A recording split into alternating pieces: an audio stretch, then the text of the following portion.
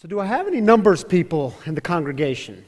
Yes, numbers. Jim is obviously a numbers person. Do I have other number people in the congregation? All right, there's a few of you.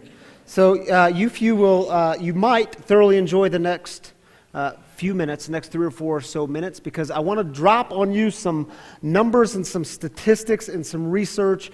And for some of you, these numbers and statistics, some of it will be new, some of it, maybe all of it will be new, maybe some of it's going to surprise you, and for others of you, you won't be surprised at all. But what I want to do is just get a broad overview of the contemporary landscape of the Christian church here in America. And it's going to have to be broad because we're going to do it in like just a few minutes. So about a decade ago, David Kinnaman and Gabe Lyons, they wrote a book called Unchristian: What a New Generation Really Thinks About Christianity.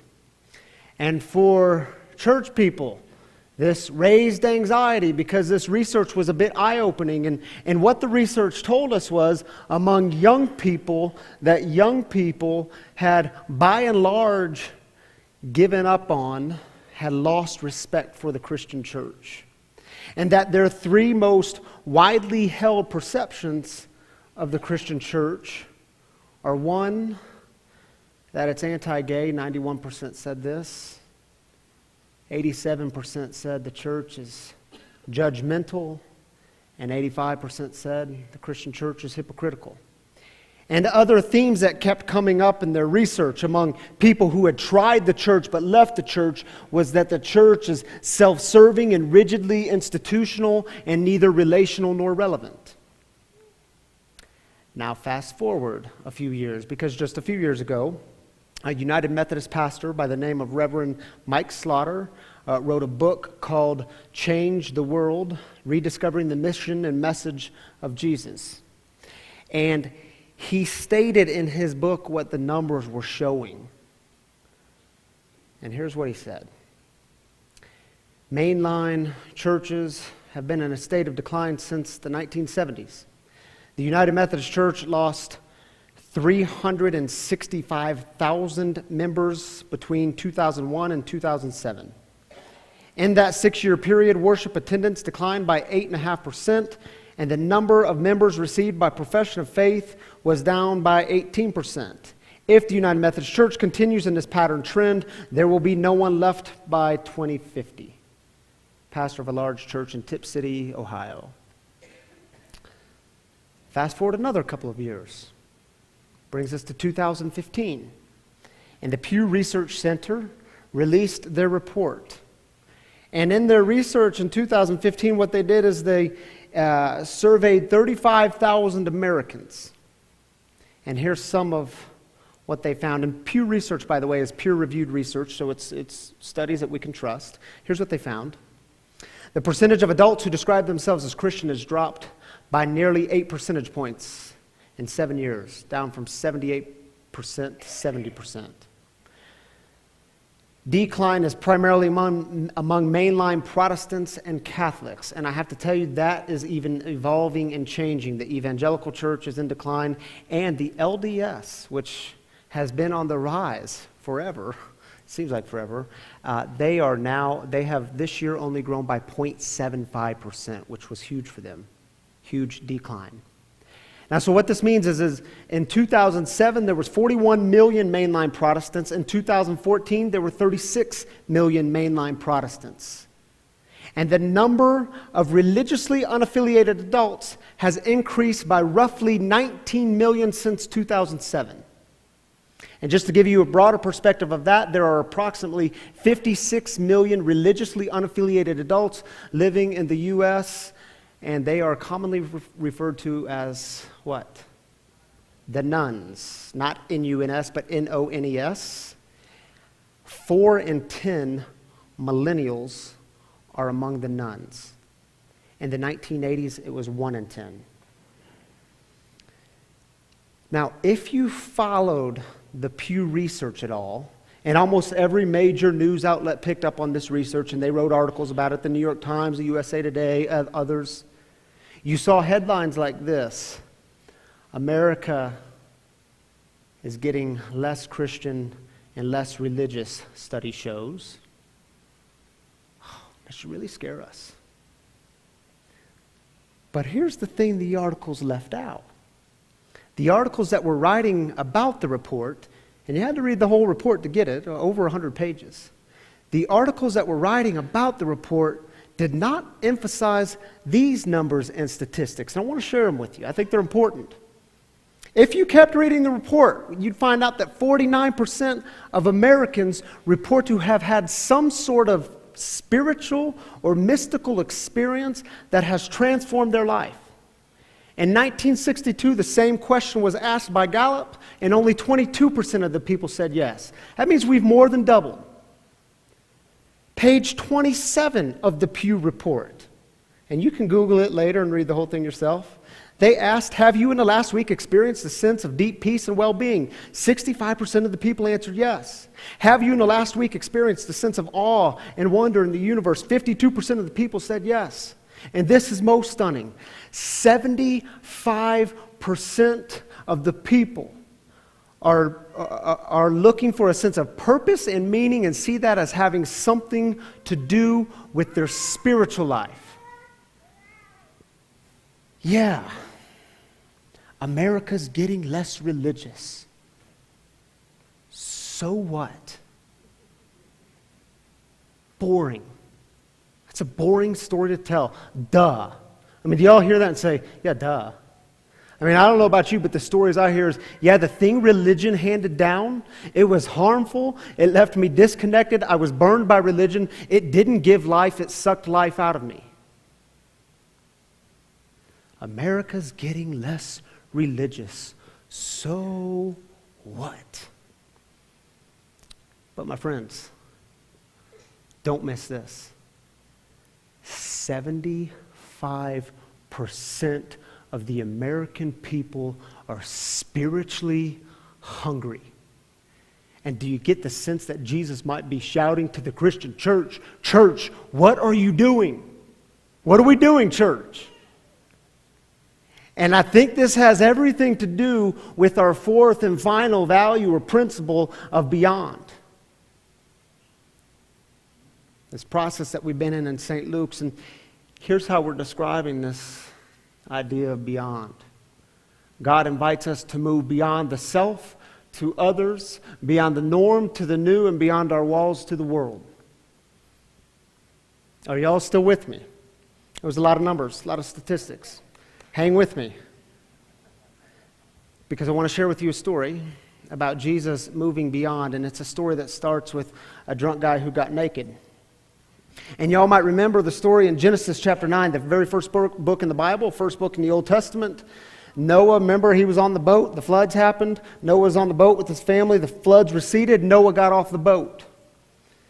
What did Noah do? The first thing he did, he planted a vineyard. Then he got drunk. And apparently then he got naked. It happens. Now what happened was when Noah was drunk and naked, his son Ham walks in and sees his nakedness. Noah wakes up, finds out about it, and is apparently pretty angry, and he curses Ham and his entire family, beginning with Ham's son Canaan. Well, why does this matter?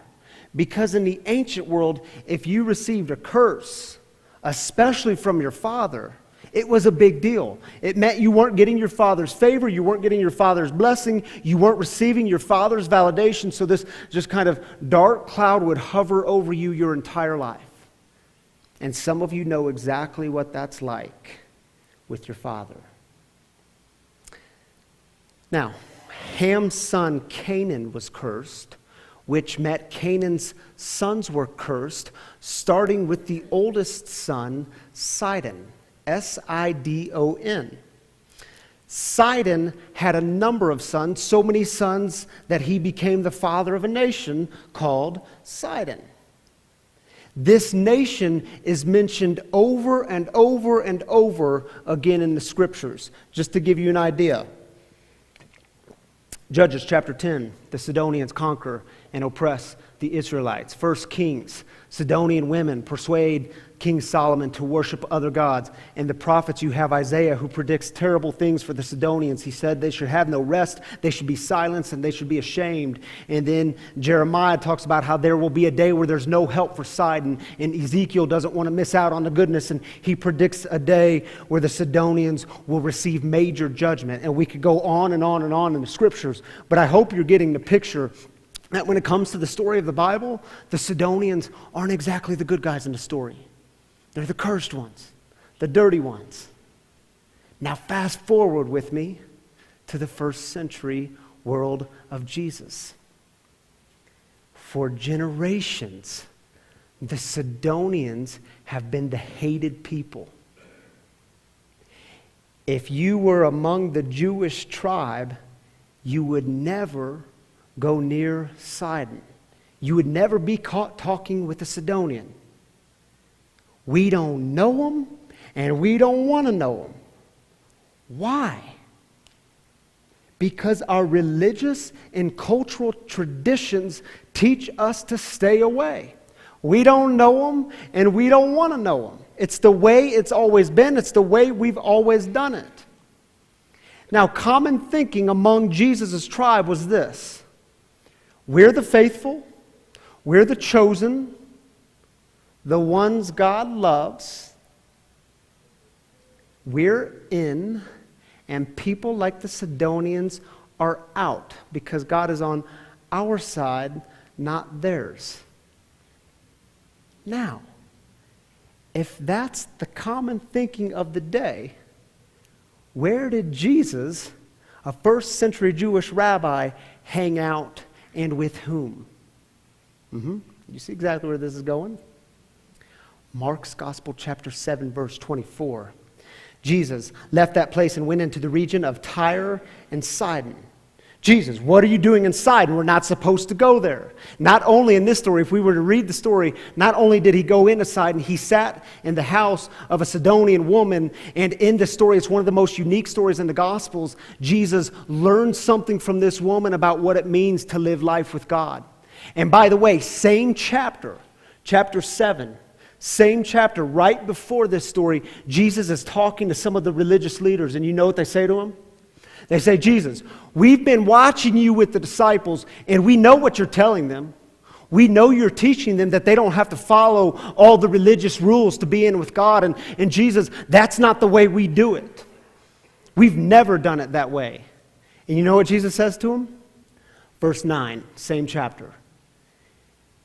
You religious leaders have a fine way of rejecting the commandment of God in order to keep your tradition. That is Jesus at his finest.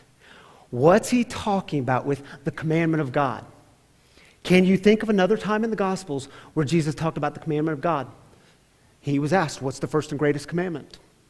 And Jesus responded, the first and greatest commandment is to love the Lord your God with all your heart, with all your soul, and all your mind. And the second is like it, to love your neighbor, even your Sidonian neighbors, as yourself. You religious leaders are rejecting God to keep your traditions. Dang. And you see, when religious tradition cozies up with fear and power, it has the potential to become one of the most dangerous movements in the world. And the gospel of Jesus Christ is always better than fear. The gospel of Jesus Christ is always good news for all people. And if it's not, then it's not the gospel, it's something else.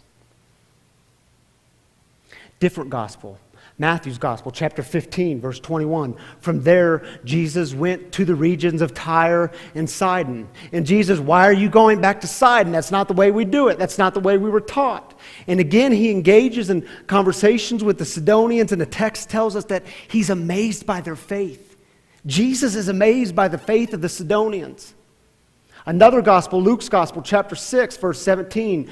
Jesus came down from the mountain with them and stood on a large area of level ground. A great company of his disciples and a huge crowd of people from all around Judea and Jerusalem and the area around Tyre and Sidon joined him there. And do you see what's happening? people from all different regions, including Sidon, were coming to Jesus looking for something different. They were looking for healing, and Jesus heals them. And can you imagine coming down that mountain with Jesus? And the disciples saying, Jesus, what are you doing? Jesus, you're letting them touch you? Jesus, this isn't the way we do things. Now, Jesus, what about the curse? I mean, are you just like forgetting about the curse? They've been cursed since the beginning. And Jesus says, we're going to leave all that behind.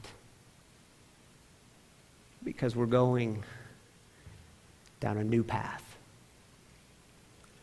You see, the thing about Jesus is, he was always challenging his tribe to move beyond yourself, move beyond the norms, move beyond the walls you've created. So let me throw it to you all. Where might Jesus challenge this tribe to move beyond? And I think we could start with just really simple questions. I mean, the life and ministry and the gospel of Jesus just ask really simple questions like, where is Sidon? In your world, where is Sidon? And don't get stuck in that trap thinking you have to get on an airplane and go across the world to find Sidon. Yeah, there's Sidons there too, but where's Sidon here? And maybe Sidon's in your own backyard. And who are the Sidonians? And what traditions or what belief structures, what things might we be invited to leave behind in order to truly be with them? And what's it like to together come down the mountain to join and to be with the suffering in our midst? And I get it. I mean, if we truly engage these questions, it can be uncomfortable. It can just be flat out uncomfortable.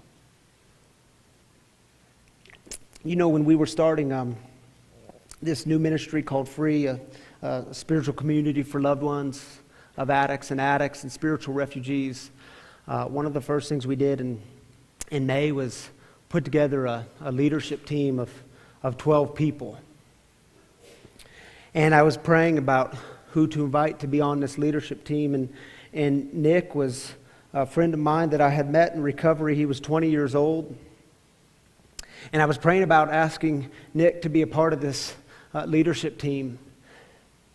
And I kept saying to myself, man, God, I don't know if I can invite Nick, because truth is, I don't know exactly where he stands on all the religious issues, and I don't know where he stands on church issues and doctrinal issues, and all I know is that when he talks, he's got this real, authentic, like, hunger for a spiritual connection and a connection with God.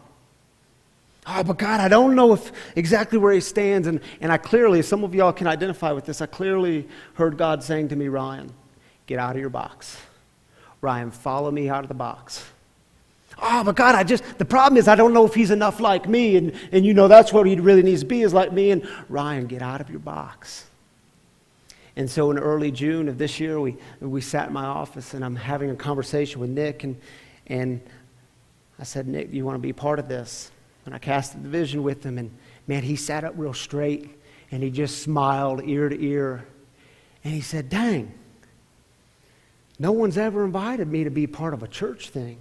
And he said, you know, and for a priest to invite me to and I said, Nick, what you need to know is I'm not a priest, I'm a pastor. All right. 5 minutes later, he's like, man, I'm so excited about this. And man, for a priest. And I said, Nick, man, I'm not a priest, I'm a pastor. And he was so excited to be a part of something, a movement that was Christian. This God stuff. And you know, we had our first leadership team meeting the next week, and Nick wasn't able to make it. He, a couple days after we met in my office, he died with a needle in his arm. He was a heroin addict. And see, his life and death remind me that there are 75% of the American people long for a spiritual connection. They may not like the institutional church. They may know nothing about the church, but they long for a connection with God. 75%. Oh, but we're becoming less religious. You see, in a world where the Christian church has a major PR problem, anti-gay, judgmental, hypocritical, how do we live into the value of beyond?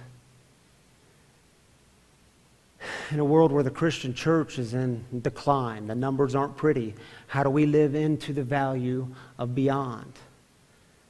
In a world where 75% of the people are spiritually hungry, how might we live into the value of beyond? And maybe the challenge from Jesus is this: do you want to see things in a new way? Do you want to see people in a new way? Then follow me.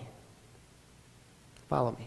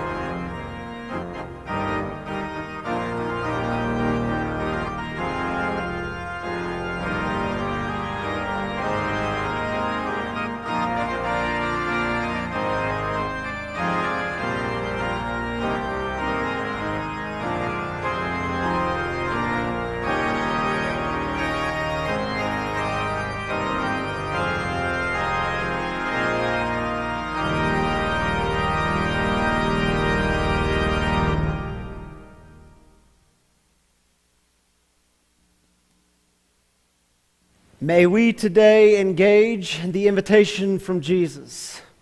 Do you want to see things in a new way? Do you want to see people in a new way? Then follow me.